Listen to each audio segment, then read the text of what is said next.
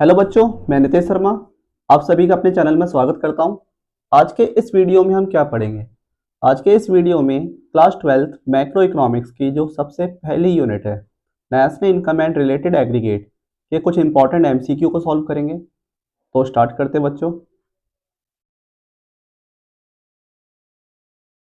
देखिए question number 9। देखिए इससे प्रीवियस वीडियो में इस यूनिट के फर्स्ट टू 9 क्वेश्चन हम कर चुके हैं, फर्स्ट टू 8 क्वेश्चन कर चुके हैं। तो इस वीडियो में क्वेश्चन नंबर 9 से स्टार्ट करेंगे। Right, gross domestic capital formation can be calculated as. देखिए ग्रॉस डोमेस्टिक कैपिटल फॉर्मेशन क्या क्या होते हैं? एक तो होता है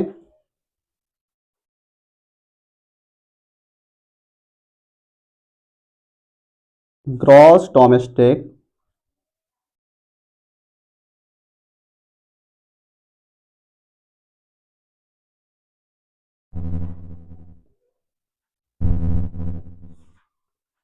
कैपिटल फॉर्मेशन।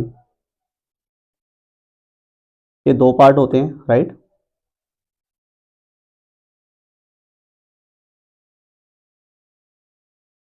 बेटा एक होता है ग्रॉस फिक्स्ड कैपिटल फॉर्मेशन और एक होता है चेंज इन स्टॉक। क्या होता है बच्चों? Change in stock. ठीक है, तो gross fixed capital formation plus stock का मतलब इन्वेंट्री। इन्वेंट्री इन्वेस्टमेंट भी एक तरह का स्टॉक हो गया। तो ए तो उसका आंसर ठीक है। बी में क्या कहा गया है? Gross domestic capital formation can be calculated as. देखिए यहां पे क्या है, मैं आपको पहले भी बता चुका हूं इससे प्रीवियस वीडियो में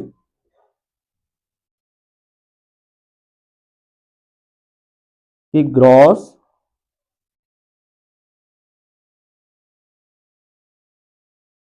domestic capital formation. Right, capital formation का मतलब investment expenditure. Capital formation means होता है बच्चों इन्वेस्टमेंट एक्सपेंडिचर। कैपिटल मीन्स किसी भी तरह के assets like machinery, equipment, tools, buildings. Formation means in assets के स्टॉक का बढ़ना, मतलब जितनी भी मशीनें पहले थी मशीनें उससे ज़्यादा हो चुकी हैं, इक्विपमेंट्स पहले से ज़्यादा हैं, टूल्स पहले से ज़्यादा हैं, बिल्डिंग्स पहले से ज़्यादा है। राइट, इन एसेट्स का स्टॉक कब बढ़ेगा? जब इन एसेट्स पे खर्च हो, और इन एसेट्स पे खर्च होने को ही क्या कहते हैं? Investment expenditure.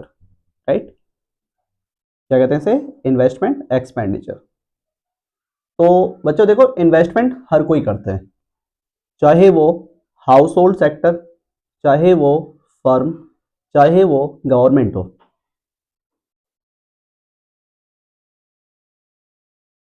चाहे वो किससे बिलोंग करता हो?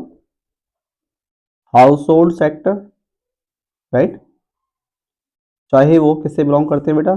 Firm, government sector. हर कोई इन्वेस्टमेंट करता है। हाउस होल्ड सेक्टर किन चीज़ों पे इन्वेस्टमेंट करेगा?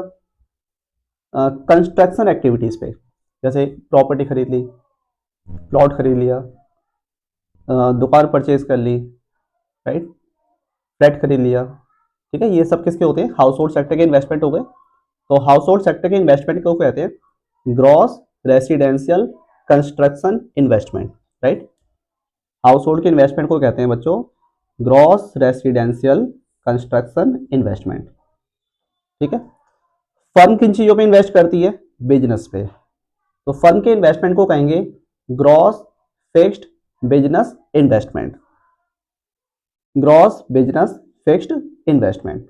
राइट, बेटा गवर्नमेंट किन चीज़ों पे इन्वेस्ट करेगी?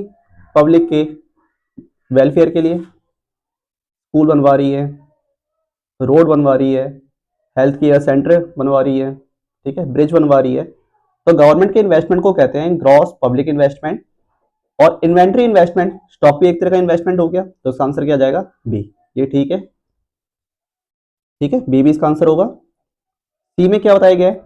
Net capital formation plus CFC, consumption of fix capital. तो ये हो सकता है, क्यों? क्योंकि कैपिटल फॉर्मेशन की वैल्यू अगर नेट है और नेट में अगर CFC, consumption of fix capital, it means depreciation को प्लस कर दें तो नेट वाली वैल्यू ग्रॉस हो जाएगी। तो क्या हो जाएगा ये? Gross capital formation. Gross capital formation कह लो या ग्रॉस डोमेस्टिक कैपिटल फॉर्मेशन कह लो, एक ही बात है। तो ग्रॉस डोमेस्टिक कैपिटल फॉर्मेशन, मतलब इसका आंसर सी भी ठीक है। तो इसका आंसर क्या आ जाएगा हमारा? D, all of these, right. देखिए क्वेश्चन नंबर 10th में क्या कहा गया? Net factor income from abroad, NFIA को कैसे कंप्यूट करते हैं? Factor income from abroad minus factor income to abroad, right. Receiving minus payment. Factor income receive from abroad minus factor income paid abroad. तो इसका आंसर क्या आ जाएगा हमारा? सी। ये क्या हमारा? Net factor income from abroad, इसे क्या कहेंगे हम? NFIA, right. देखिए नेक्स्ट क्वेश्चन क्या कह रहे हैं? Change in stock is negative when. Change in stock होता क्या है बच्चों? चेंज इन स्टॉक होता है closing stock minus opening stock.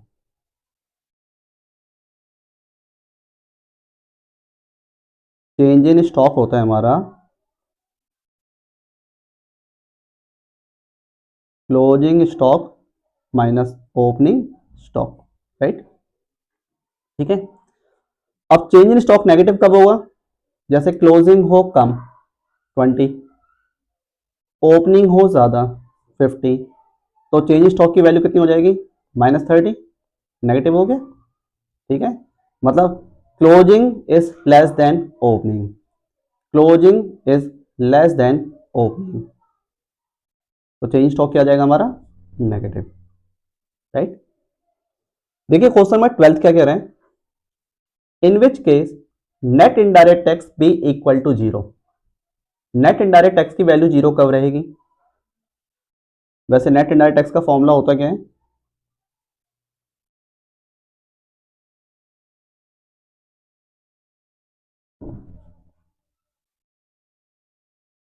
NIT का फॉर्मूला होता है indirect tax minus subsidy, right. और NIT की वैल्यू 0 कब होगी? NIT की वैल्यू 0 कब रहेगी? जब इनडायरेक्ट टैक्स और सब्सिडी दोनों की वैल्यू इक्वल हो। तो NIT की वैल्यू क्या आएगी हमारी? 0, राइट। मतलब indirect tax equal to subsidy, तो इसका आंसर क्या आ जाएगा हमारा? सी। ठीक है बच्चों।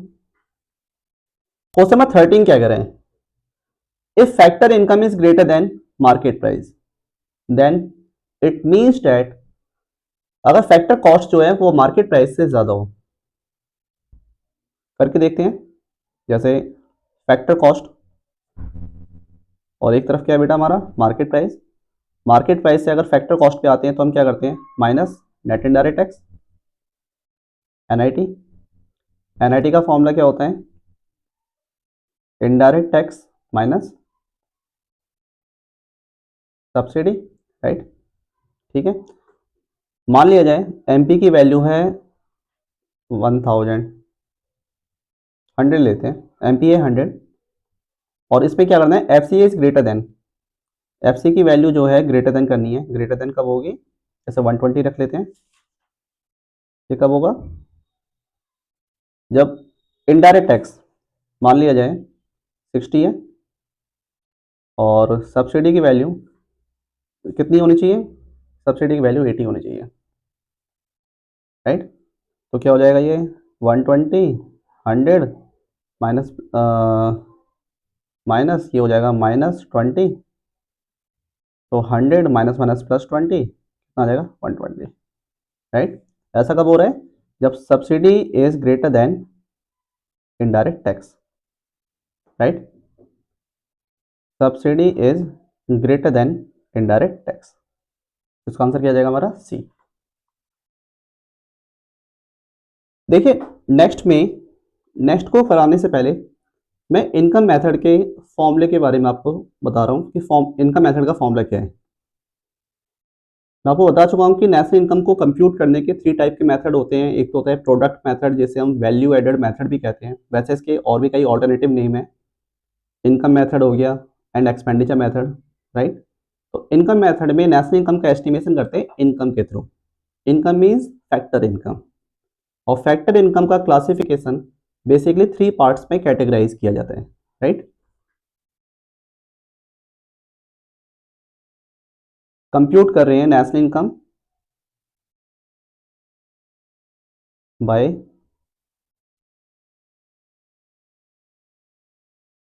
इनकम मेथड, और इनकम मेथड में classification of factor income, classification of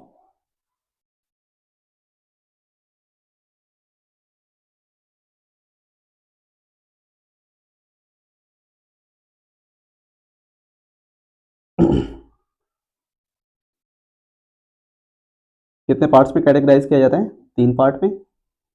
सबसे पहले होता है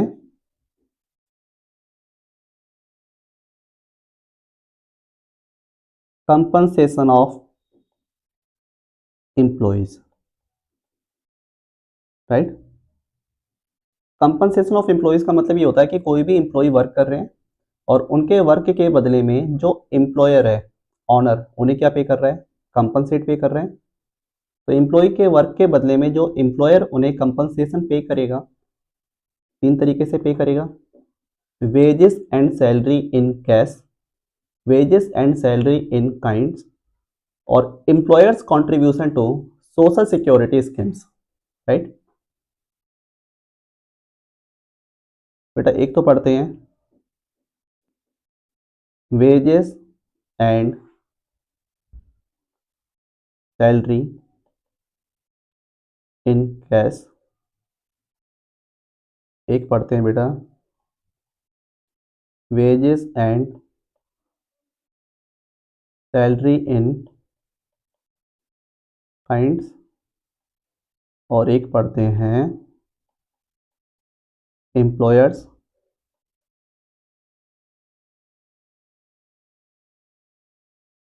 contribution to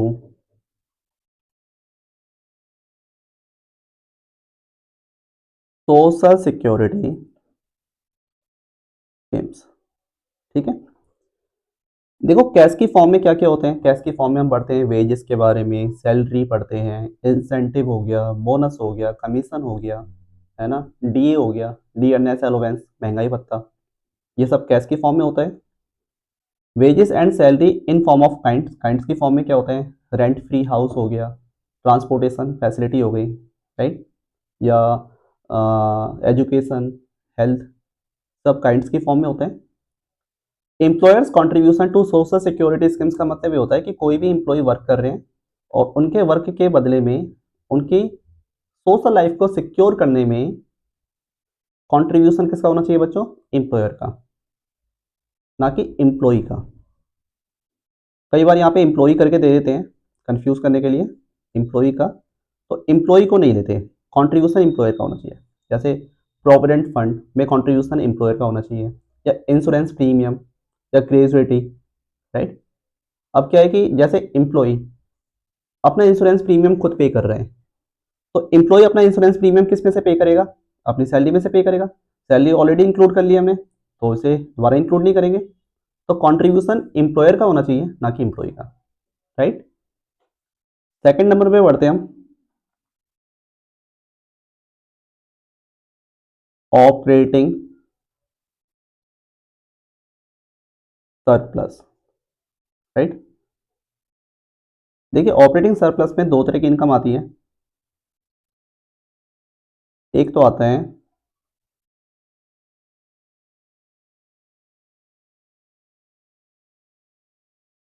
income from property, right, और एक तरफ आता है इनकम फ्रॉम एंटरप्रेन्योरशिप,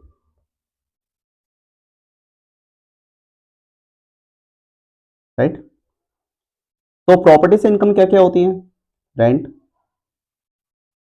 ठीक है, मतलब फिजिकल एसेट्स की फॉर्म में, रॉयल्टी, इंटेलेक्चुअल एसेट्स की फॉर्म में इंटरेस्ट, फाइनेंशियल एसेट्स की फॉर्म में, राइट।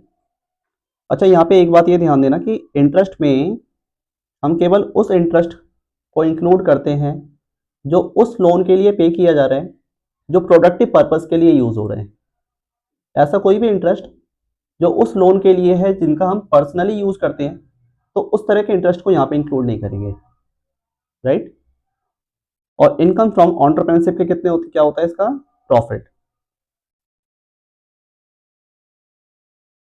ठीक है, इसका क्या होता है बेटा? प्रॉफिट। देखिए प्रॉफिट में तीन पार्ट पढ़ते हैं हम।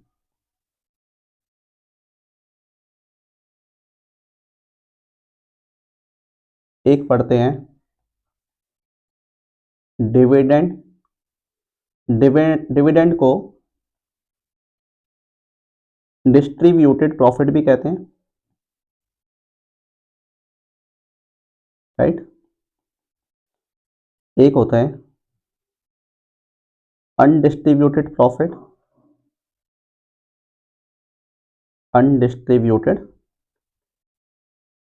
प्रॉफिट, इसे सेविंग ऑफ कॉर्पोरेट सेक्टर भी कहते हैं, सेविंग ऑफ कॉर्पोरेट सेक्टर भी कहते हैं, और रिटेन अर्निंग भी कहते हैं,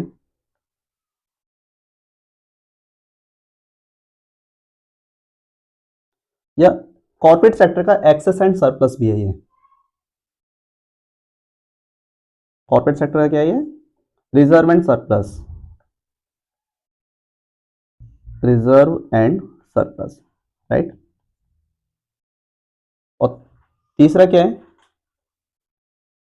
कॉर्पोरेट प्रॉफिट टैक्स, तीसरा है बच्चों कॉर्पोरेट प्रॉफिट टैक्स, राइट, ठीक है। अच्छा, एक बात ये देखिए कि डिविडेंड और अनडिस्ट्रीब्यूटेड प्रॉफिट, इनको प्लस करके, इसको और इसको प्लस करके क्या चीज आती है? Profit after tax. क्या आता है बेटा? प्रॉफिट आफ्टर टैक्स, राइट, ठीक है। डिविडेंड क्या है? Part of the profit which are distributed among the share holder. Undistributed profit क्या है?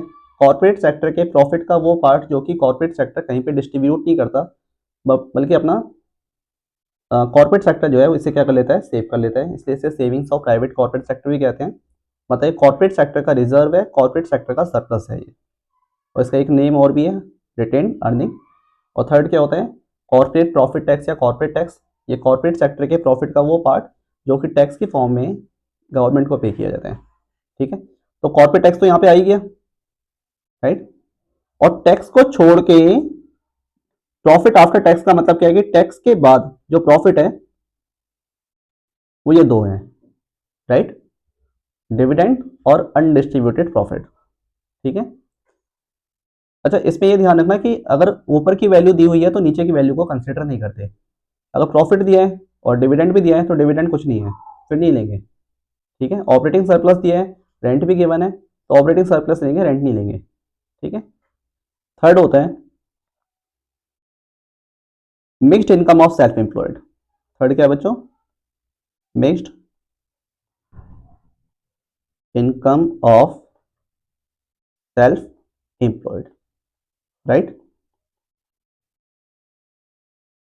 और इन सभी फैक्टर इनकम का प्लस कर दें, it means compensation of employees plus में ऑपरेटिंग सरप्लस प्लस में mixed income of self employed, तो क्या आता है हमारा?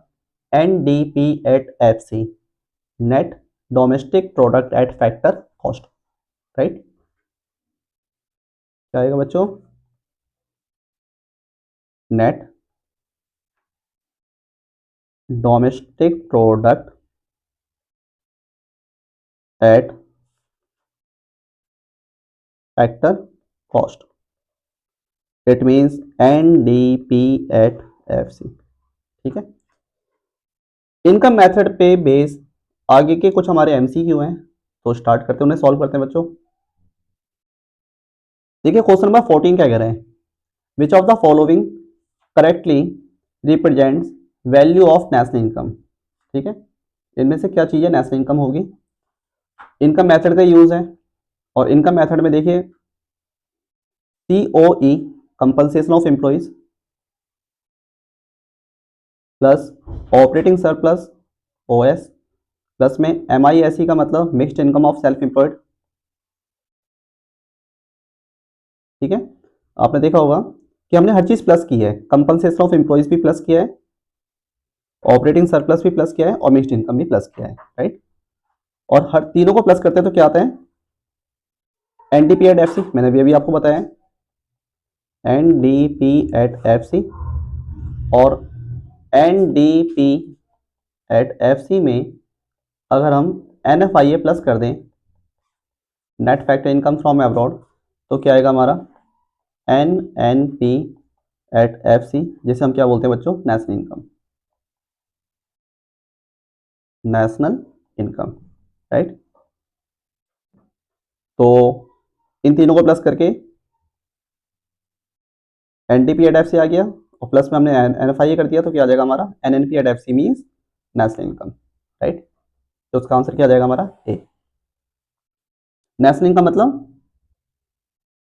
NNP एट FC, और हर चीज प्लस ही हो रही है, माइनस इसमें हो रहा है तो ये तो वैसे भी नहीं है, इसमें भी माइनस जैसी चीज है, तो बेटा ये भी नहीं है, यहाँ पे भी माइनस दिखाया गया है तो ये भी नहीं है, तो इसका आंसर यही रहेगा, right. Which of the following is not included in compensation of employees, right.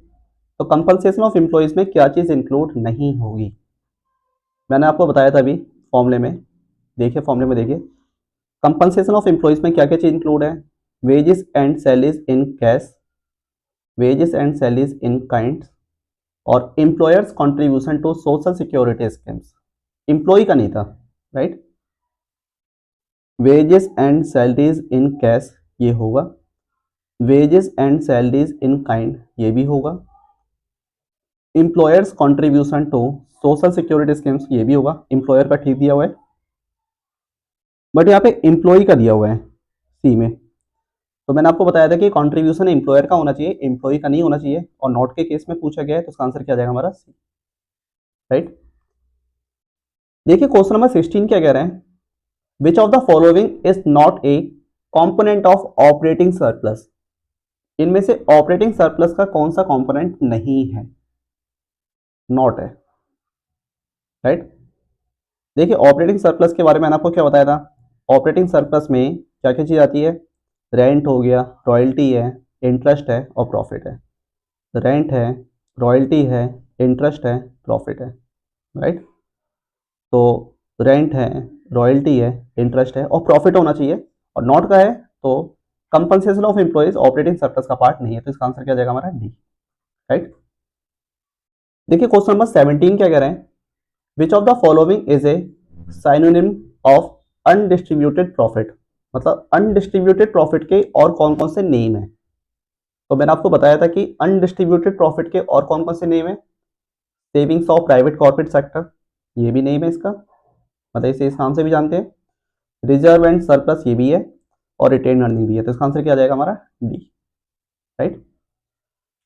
Which of the following, question number 18 क्या कह रहा है, which of the following is not a part of profit.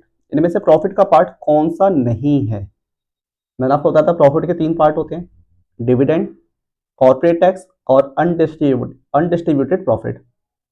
ठीक है, तो डिविडेंड भी प्रॉफिट का part होता है, रिटेन अर्निंग जैसे हम savings of private corporate sector कहते हैं ये भी इसका पार्ट है, और कॉर्पोरेट टैक्स ये भी इसका पार्ट है, तो इसका आंसर क्या जाएगा हमारा डी, क्योंकि नॉट में है।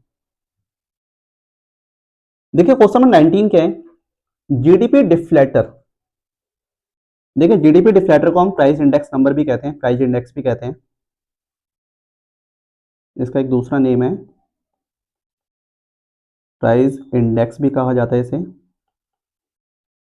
P01।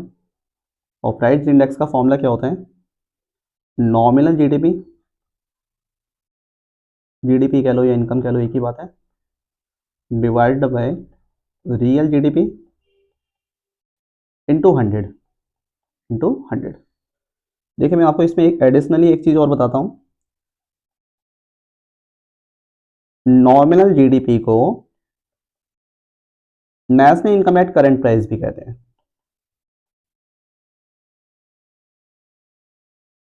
National income at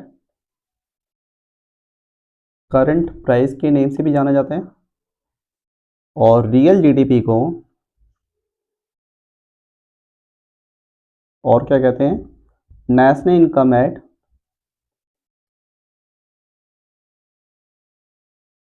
constant price भी कहते हैं, इसे बेस ईयर प्राइस कहते हैं, राइट। तो nominal divided by real into 100, B answer है nominal divided by real into 100, right. देखिए क्वेश्चन नंबर 20 क्या है? Money value of final goods and services. देखिए money value of final goods and services by normal resident of a country during a year, right. ये किसकी definition होती है? National income की definition है।